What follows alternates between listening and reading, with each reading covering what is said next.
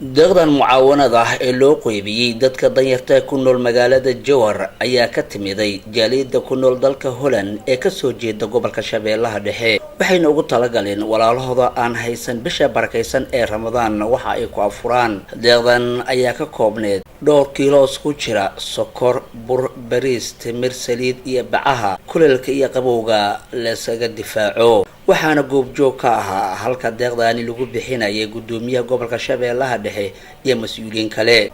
jaaliyada ku nool dalka Holland ayaa deeqdaani u soo wakiilatay xildhibaan Xasan Maxamed Xaaji Xasan Dheere waxaana ka faa'iideystay qoysas tiradoodu gaarayso 105 qoys. ugu horeyntii halkaas ka hadlay Xasan Maxamed Xaaji Xasan Dheere oo si weyn u faahfaahiyay cidda soo dhiibtay iyo cidda loogu talagalay.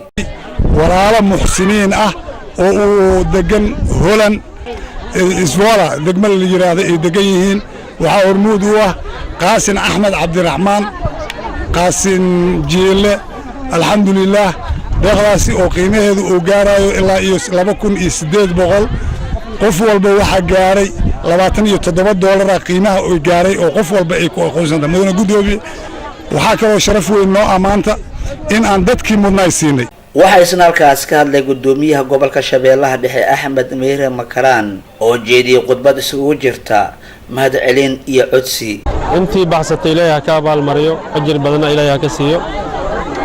dadkan waa dad maartay u baahnay oo masaakiin ahay inkastoo ay wax ay yar yihiin laakiin qof walba tabartiisa la baxa dhammaan ummadda Soomaaliyeed waxaan maartay Ilaahay uga baryaynaa inuu Ilaahay dhibaatada naga bixiyo.